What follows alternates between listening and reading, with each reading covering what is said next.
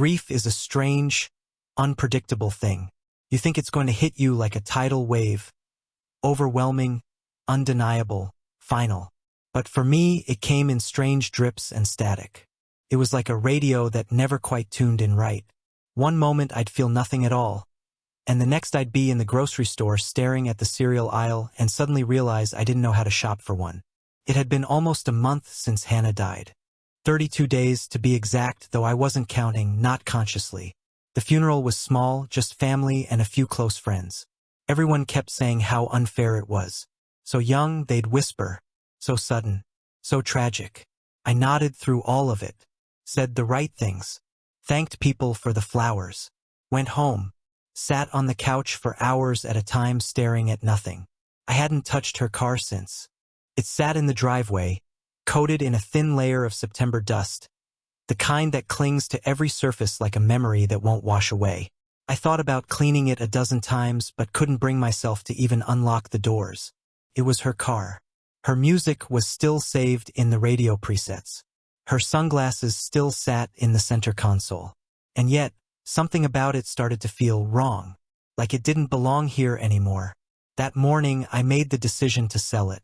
I told myself it was practical, we didn't need two vehicles anymore, and there was no use in letting it sit there rusting. But underneath that logic, there was something else. A quiet itch I couldn't scratch. A sense that maybe, just maybe, if I let it go, I could start to move forward. Maybe that's what grief was asking of me. Not to forget, but to act, even if that action felt like betrayal.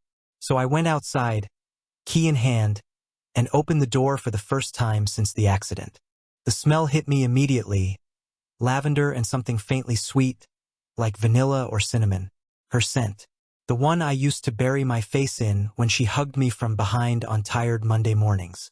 I had to pause for a second, just stand there, my hand still gripping the door handle, willing myself not to fall apart. I started going through the glove box, trying to make sense of what was even worth keeping. Old receipts, a spare pair of earrings, a folded grocery list in her handwriting, almonds, oat milk, hair serum.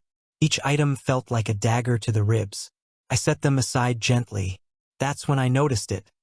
A tiny black square mounted just below the rearview mirror. A dashboard camera. I'd forgotten all about it. We'd gotten it the previous winter after a fender bender on the interstate. Hannah had insisted we install one in both cars, just in case. She was always organized like that, methodical. She backed up everything, her emails, her notes, even her voice memos. I removed the microSD card and brought it inside, not really expecting much. Maybe a few uneventful drives. Maybe her last trip to the grocery store or the gym or wherever she'd gone before. Well, before she didn't come back. I inserted it into my laptop and waited as the files loaded. Most of the footage was exactly what I expected. Roads, traffic, empty chatter from the radio. I clicked through a few at random. One showed her singing off-key to Taylor Swift. Another had a brief *T of her picking up coffee at the drive-thru, smiling to herself as she waited in line. Then I saw it. A video dated 2 days after her funeral. At first, I thought it was a glitch, a timestamp error. Maybe the camera's clock had reset. That made sense, didn't it? Technology messes up all the time. But the footage looked recent. The weather matched. The lighting matched. And when the video started to play, I stopped breathing. The car pulled into a parking lot. She was driving. Hannah. Her face was unmistakable. The way she flicked her hair behind her shoulder. The way she adjusted the AC vents before parking. It wasn't old footage. Couldn't be. She looked like she always had. Alive. Focused. A little distracted but content. She stepped out of the vehicle wearing a navy blue coat I'd never seen before and walked around to the passenger side. A man stepped out to join her. Tall. Late 30s. Clean-shaven. He took her hand as they crossed the lot, heading toward a small hotel near a lake. They were laughing. She leaned into him like it was second nature. He kissed her temple as they walked through the sliding doors. I sat frozen for several minutes after the clip ended. My brain refused to process what I had just watched. I rewound it, played it again, and again. Same result. She was alive. Or at least she had been. 2 days after the funeral. 2 days after we lowered her casket into the ground, and I stood by her gravesite trying not to cry in front of her sister. I don't remember standing up. I don't remember walking to the sink. But suddenly, I was there, gripping the counter like I'd just been punched in the stomach. My mind was running in every direction, throwing out possibilities. Maybe it was an old clip. Maybe it was from a different trip. Maybe the timestamp really was wrong. Maybe the guy was her coworker. Maybe that's when the email arrived. I hadn't touched my phone all day, but now it buzzed against the table like it was waking up at the worst possible time. I glanced down and froze. From Hannah Lawson. Subject: for when you find the footage. Sent: scheduled delivery. I opened it with hands that didn't feel like mine. Nathan, if you're reading this, then you've probably watched something on the dashcam that's confusing. I want to explain before you let your imagination run wild. That video is from a business trip earlier this year, March, I think. It was for a strategy summit near Lake Armand. You remember, right? The one I told you I was dreading? The man with me is just a coworker. We stayed at the same hotel and we arrived around the same time, so we walked in together. That's it. The camera must have backed up the footage later, or somehow misdated it. I meant to delete it ages ago, but completely forgot it was there. Please don't let this distract you from healing. There's nothing to worry about. I love you. I always did. Hannah. The tone was eerie, calm, like she'd been rehearsing it for weeks. She sounded so certain of herself, so collected. There were no typos, no signs of emotion, not even a hint of fear. I stared at the message for a long time, trying to decide if it brought me comfort or just more confusion. Every word was designed to explain things logically, to make me feel like I was the one losing touch with reality. But I knew her. I knew how she wrote when she was scared. I'd seen her shaky texts, her rambling voice notes. This wasn't that. This was prepared, timed, scheduled like a meeting notice. That's what scared me the most, because it meant she had anticipated this. Not just the discovery of the footage, but the exact moment I'd find it. And she wanted to control how I responded. Even from beyond the grave, or not beyond it. I didn't know what to believe anymore. Sleep didn't come easy that night. I lay in bed staring at the ceiling, the glow of the street lamp outside casting long shadows across the walls. Hannah's email kept replaying in my mind. Every word, every pause, every period. It was too perfect, too rehearsed, like she was still trying to manage the narrative even after death, shaping what I should think, what I should feel. That alone unsettled me. But what really got under my skin was how convincing it was. She anticipated how I'd react. She knew I'd find the footage. She knew I'd need an answer. And somehow, she'd written that email in a way that made it feel like I was the crazy one for questioning it. But the thing is, once you see someone you buried walking hand in hand with another man, smiling like the world's still spinning normally, you can't unsee that. And you sure as hell can't just go back to grieving like nothing ever happened. I didn't go back to sleep. I just lay there, listening to the silence and remembering things I'd been trying to forget. Little moments. The kind that don't seem important until you look at them through a different lens. Like the night she came home smelling like jasmine, except she didn't wear jasmine. Ever. She said it was a gift from a client. Said it spilled on her scarf. But I remember how fast she changed clothes. I remember how she shoved that scarf into the laundry bin like it was evidence she needed to destroy. Or the night she forgot her phone at work. We were supposed to have dinner with her sister. She showed up late, said she got caught up with meetings, and blamed the phone thing on stress. But when I called the office, nobody had seen her after 5. I hadn't thought much of it back then. People make mistakes. People get distracted. But now, those excuses sounded thinner than glass. I started thinking about her late-night walks. For the last few months, she had this new ritual. She'd go for walks around 8 or 9, sometimes later, said it helped her clear her head after long workdays. I used to admire her for it. Thought it was healthy, grounding. I never went with her. She said she needed the space. I respected that. Now I wish I'd followed her. And then there was the jacket. God, How could I forget the jacket? About 3 weeks before she died, I found it in the back seat of her car. A black windbreaker, too big for her, obviously not mine. I asked about it. She said it was her coworker's. Probably left it there after lunch. She said she'd return it. But I never saw her bring it into the house. And it never showed up at her office again either. I know because I asked one of her colleagues about it after the funeral, just to test the waters. They didn't even know she'd been carpooling. Something was off. Something had been off for months. But I'd ignored it. Or maybe I didn't want to see it. Grief fogs your memory, sure. But paranoia clears it, sharpens it. And I was starting to see clearly. The next morning, I went through her things. Not out of anger, not even out of curiosity. I just needed something. A clue. A thread I could pull. I started with her nightstand. Most of it was normal. Books, hand lotion, a bottle of melatonin. But her phone charger was missing. Not just unplugged, gone. And her planner, the leather-bound one she wrote everything in? That was missing too. She never went anywhere without it.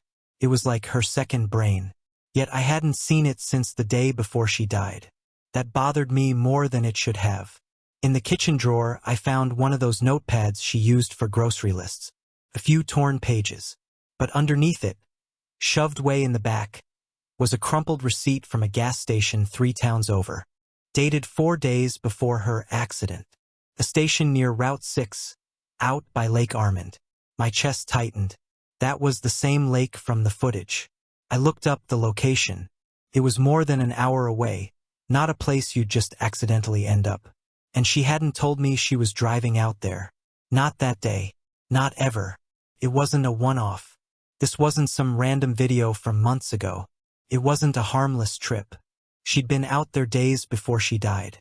I tried to stay rational. Maybe she was meeting a client. Maybe it really was for work. But deep down, something didn't sit right. I opened her laptop next. At first glance, everything looked normal. Email, calendar, apps. But when I dug deeper, I found a folder titled Personal Archive. I'd never seen it before. Inside were spreadsheets, receipts, and a few documents named things like utilities, June, and insurance login. It looked harmless until I realized the documents had been last modified 3 days after the funeral. I checked the file history. It was real, opened and edited. By someone. By her? No, that couldn't be. Unless, no, that was impossible. Wasn't it? I closed the laptop, trying to quiet the storm in my head. My heart felt like it was beating out of sync with the world around me. I looked out the kitchen window. The sun was shining, the neighbors were walking their dogs, and everything looked painfully normal. But I wasn't. I was starting to believe my wife hadn't died. Or if she had, someone was pretending she hadn't. Or maybe, and this was the one I couldn't say out loud, maybe she'd faked it. That thought terrified me more than anything. Not because it was insane, but because it made too much sense. I thought back to the photos. The last few we took together. There was one from a birthday dinner at her favorite Thai place, me, her, and her sister. At the time, I remembered thinking how beautiful she looked. But now, I remembered something else. Her smile. It didn't reach her eyes. There was distance in it. Like she wasn't there. Like she was already gone. And once I started looking for it, I saw it everywhere. In the way she avoided my gaze during small talk, how she started saying, I instead of we, how she stopped asking what I wanted for dinner and just made whatever she felt like. She had been slipping away slowly, and I hadn't noticed. Or maybe I had and just didn't want to face it. Now it was all unraveling. Like a thread she left hanging just long enough for me to finally pull. And I was pulling. Hard. I didn't pack a bag. I didn't leave a note. I just grabbed the car keys and drove. There was something reckless about it. Like I knew if I waited too long, I'd lose the nerve. I'd find a reason to rationalize everything again. To talk myself down. To pretend the footage was a glitch. The email was real, the strange perfume, the late nights, the disappearing planner. All just stress, coincidence, grief playing tricks on my mind. But I knew better now. I drove out of town in a silence so thick it felt like the world had muffled itself. No music. No radio. Just the engine and the sound of my thoughts. Loud, looping, relentless. Lake Armand was about 90 minutes from the city, a place people visited in the summer when they wanted to feel rustic without giving up Wi-Fi. Hannah had never expressed much interest in it. She liked real nature, mountains, forests, long trails. This place was for Instagram influencers and overpriced paddleboard rentals. Yet there she was in the dashcam footage walking into a hotel on the edge of that very lake. With him. As I drove, I rehearsed what I'd say if I found anything. Not to anyone, just to myself. What if the clerk remembered her? What if the video really was from the past? What if I was about to make a complete fool of myself chasing ghosts? And what if I wasn't? I pulled into the lot around midday. The place looked exactly like the footage. Small, clean, quiet, with those blue and white cottage-style shutters that scream curated charm. The sign out front read, Lakewood Inn. No chain affiliation. No digital check-ins. The kind of place where nothing gets deleted. Inside, the lobby smelled like lemon-scented wood polish and bad coffee. A young woman sat behind the counter, typing something into an ancient desktop computer. She looked up and gave me a polite, neutral smile. Checking in? She asked. No, I said. Just looking for some information. Her expression tensed slightly, like she knew this wasn't going to be a simple favor. I'm trying to confirm whether someone stayed here. About a month ago. She blinked, cautious. We don't usually give out guest information. I understand, I said, keeping my voice calm. It's personal. The woman's name is Hannah Lawson. She's my wife. She hesitated. Okay. And? She passed away, I added. Supposedly. But I have reason to believe she was here. After. That got her attention. She didn't ask for ID. She just turned to her logbook. Yes, an actual handwritten logbook, and flipped back a few pages. Her finger ran down the column of names, dates, room numbers. Then she paused. Lawson, she said. Room 8. My heart dropped. Was she alone? I asked, already knowing the answer. The woman glanced at the notes beside the name. Says 2 guests. Paid in cash. No credit card on file. I nodded slowly, trying to keep my hands from trembling. Is there any chance I could see the sign-in sheet? She hesitated again, then turned the book slightly toward me. There it was, Hannah's name in her handwriting. The loops, the spacing, the way she always dotted her I's a little too high. There was no mistaking it.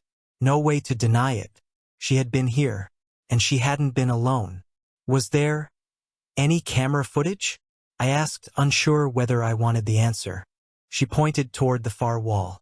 There's a security cam outside the rooms. Motion activated. Mostly just to keep an eye on loiterers. Do you still have the footage from that week? She gave me a look, somewhere between suspicious and curious. Then she reached beneath the desk and pulled out a small folder. Inside were several printed photos, low-res, grainy, time-stamped. I don't usually print these out, she said. But there was some weird activity that weekend. Guy from room 9 reported hearing something early in the morning. Thought someone was breaking into a car. Turned out to be nothing. She handed me one of the images. And there they were. Hannah. And the man from the dashcam. They were leaving the room just after dawn. She was wearing a black sweater and jeans. He had one hand on the small of her back. Her face was tilted up toward him, laughing. I stared at the photo like it was a knife. There was no ambiguity. No way to rationalize it anymore. She wasn't dead. She wasn't missing. She was gone by choice. She had left me. With him. The room started to tilt slightly. I realized I hadn't breathed in several seconds. The clerk must have noticed because she slid a bottle of water across the counter and said nothing. Smart girl. I took the water. I didn't drink it. How long did they stay? I asked. She flipped the page. One night. Checked in Friday. Checked out Saturday morning. Did anyone see them after that? Not that I know of, she said. They left early. Before breakfast. Didn't even grab the complimentary muffins. I let out a breath that was half a laugh, half a sob. The kind of detail that sticks with you. that your wife ran off to fake her death or vanish or whatever this was, and didn't even take the muffins. Can I keep this? I asked, gesturing to the photo. She nodded. I folded it once, neatly, and put it in my jacket pocket. Then I thanked her, sincerely, and left before my knees gave out. I sat in my car for almost 20 minutes, staring at the dashboard. The same dashboard that had delivered the first blow. It was real now. The footage, the lies, the perfect email, the missing planner, the fake grief I'd worn like a costume for a month. She had left me. Hannah had faked her death. Or no, that wasn't even the right way to say it. She had disappeared. And she'd done it so cleanly, so confidently, that even now, after everything I'd seen, part of me still hoped I'd wake up and find her making coffee in the kitchen, humming off-key to herself like nothing ever happened. But I couldn't lie to myself anymore. This was the truth. Cold and simple. She was alive. She was with someone else. And she hadn't just abandoned me. She had erased me. I didn't drive home. I didn't even know where home was supposed to be anymore. After you learn your wife faked her death, it's hard to go back to the place you shared with her. The place you mourned her in. The place filled with sympathy cards and untouched casseroles from neighbors who genuinely believed she was gone. I couldn't face those walls. Couldn't look at the framed wedding photo on the mantel. Couldn't sleep in the bed where I had cried alone for weeks, thinking she'd never come back. Instead, I followed the only lead I had left. The car. The one she had supposedly died in or escaped in, now that everything I thought I knew had been turned inside out. I pulled up the GPS history on the dashboard. Took a minute to load. The most recent routes showed a direct path to Lakewood in confirmation of what I'd just seen in person. But then I scrolled further back. Past the day she vanished. Past the nights of her supposed work dinners. Patterns started to form. There was a location, an old warehouse district near the outskirts of the city, that popped up repeatedly. Not a usual shortcut. Not near her job. And definitely not part of any business trip. I copied the coordinates into my phone, heart pounding as I drove out that way. The further I went, the more the landscape changed. Suburbs gave way to cracked roads and faded signs. The buildings turned from apartments to storage units to long-forgotten industrial blocks, most of them tagged with graffiti and shut tight behind rusted fences. It looked like the kind of place you'd go to disappear, or to make sure someone else did. I slowed in front of a narrow alley between two brick buildings. The GPS blinked. This was it. The last place she'd gone before everything unraveled. I parked at the curb and walked in slowly, every footstep echoing too loud in the quiet. The air smelled like oil and damp concrete. A roll-up garage door on the left was half open, and behind it was a cavernous space. Empty except for a folding table, two metal chairs, and a single laptop still open on the table, its screen casting pale light into the gloom. There were candles too, half-burned, arranged in a ring around the table like someone had staged a vigil or a ritual. It felt artificial, too neat, too deliberate, like a set built to be found. I walked to the table and looked at the laptop. A video file was open on the screen. No password, no prompt, just a blinking cursor and a title. Play me. So I did. And there she was. Hannah. Alive. In color. Speaking directly to the camera. She looked tired, more than tired. Her hair was pulled back hastily, her face bare, her voice lower than I remembered. But her tone was steady, controlled, like she'd practiced every word. Nathan, if you're seeing this, it means you didn't listen. I told you not to come looking for me. I froze. My hands tightened on the edge of the table. I know this is hard. I know you're confused. But please believe me. I did what I had to do. I disappeared for both of us. Because we were in danger. Danger? They were watching. They still are. That's why I staged it the way I did. That's why I left the camera, the email, the clues. It wasn't for you to find me. It was for you to stop looking. I paused the video. My chest felt hollow. This wasn't a confession. This was a warning. But from who? I rewound it. Hit play again. If you remember anything, if anything starts to come back, fight it. Don't trust what you think you know. Your memories aren't complete. You agreed to forget. That was part of the deal. For my safety. For yours. A cold sweat formed on the back of my neck. Agreed to forget? What did that mean? I looked closer at the screen. Behind Hannah, barely visible in the reflection of the laptop's glossy casing, stood a man. Just a silhouette. Tall. Still. Watching her. She didn't acknowledge him. Didn't look back. But he was there. And suddenly, the warehouse didn't feel empty anymore. I stood slowly, scanning the shadows. No one. But the sense of being watched was like static behind my eyes. I clicked through the laptop. No browser. No files. Just the video. The rest had been wiped. I checked under the table. Nothing but dust. The chairs were cold.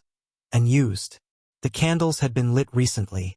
The wax was still soft near the wick. But there was no lingering heat. Whoever had been here had left minutes before I arrived. Or, they never left. I backed out of the building, checking over my shoulder the whole way. Back in the car, I sat with the engine off, trying to breathe through the adrenaline. My hands were trembling, my thoughts racing faster than I could keep up. She wasn't just hiding.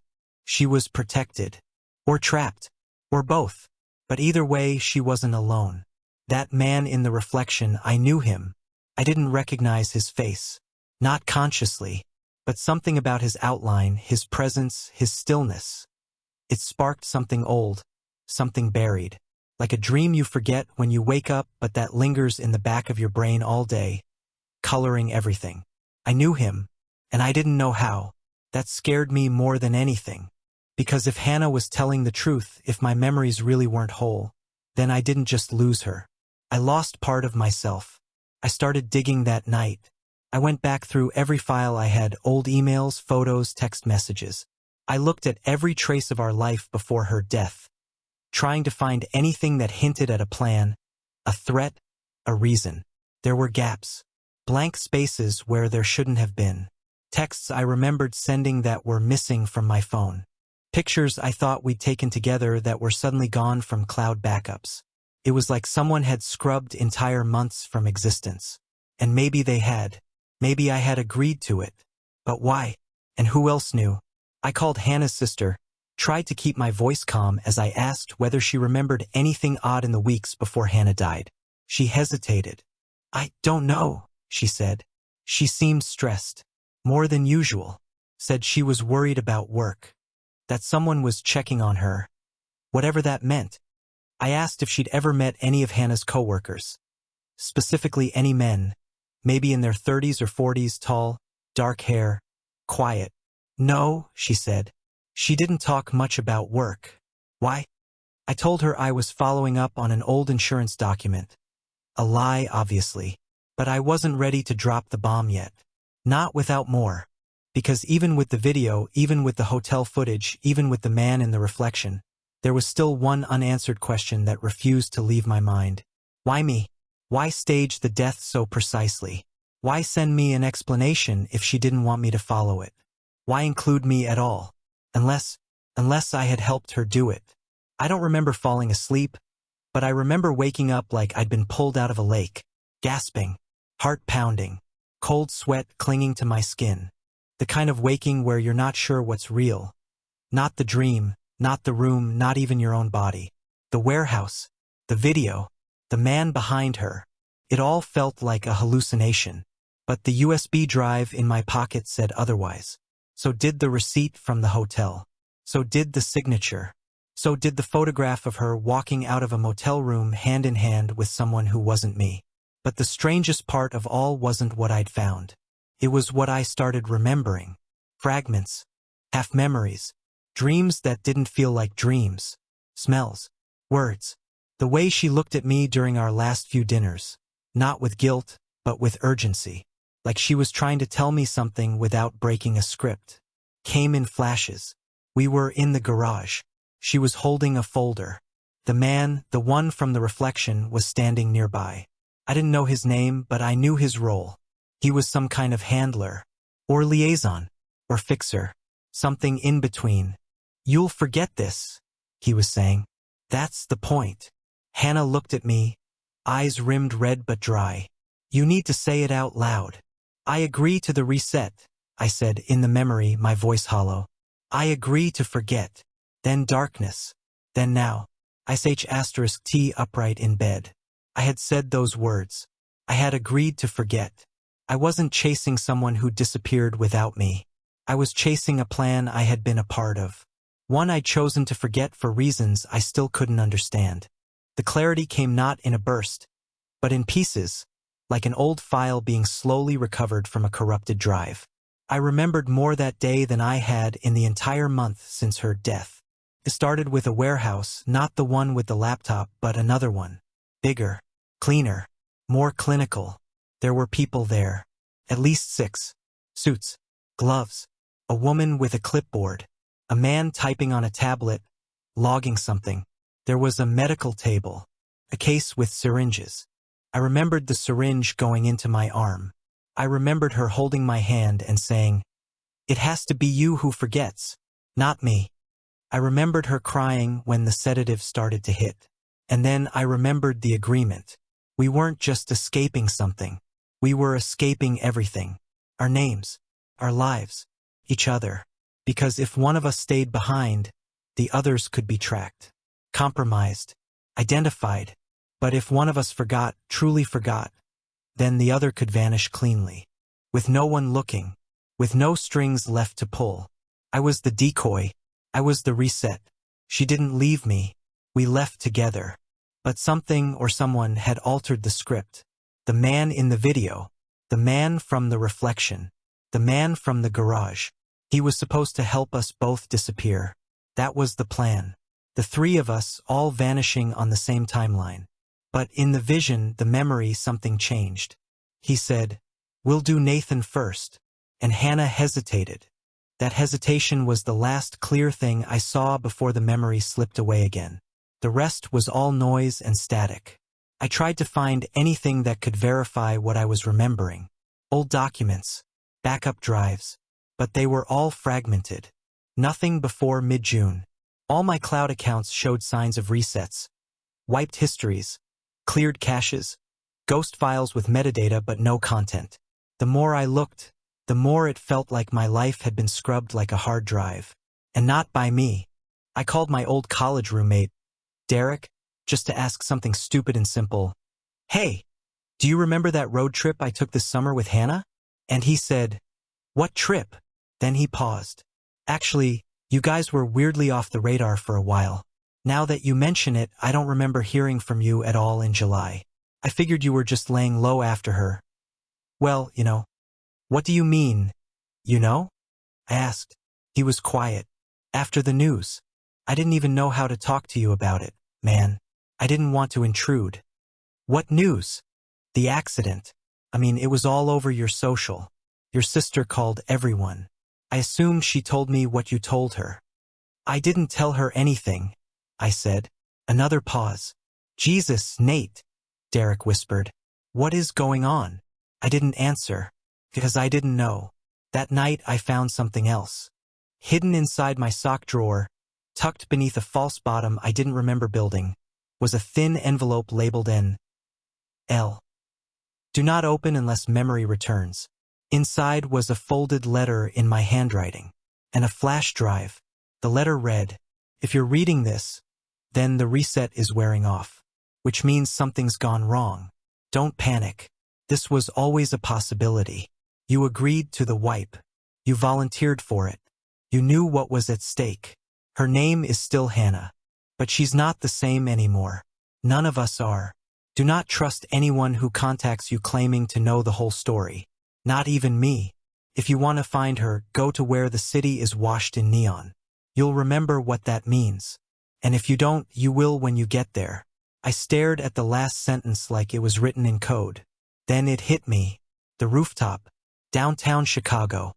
The neon rooftop bar we always joked about visiting but never did. The one on top of the Orland Hotel with 360-degree views of the skyline. We used to say, "When life breaks us, let's go there and watch it reset." She said it on our anniversary once. We'd been drinking wine on the couch, half laughing, half dreaming. "If we ever need a way out," she said, "meet me where the city's washed in neon." It was metaphor then. It wasn't anymore. I plugged in the flash drive. One file. A video. Short, grainy, and familiar. It was the same video from the warehouse, but this time uncut. At the very end, just before the screen faded to black, Hannah looked up. Not at the camera, but beyond it, and whispered something. I turned up the volume. "I hope you remember me," she said. "The real me, before the plan, before the edits, before they rewrote us." Her voice broke. "Please come find me before they do."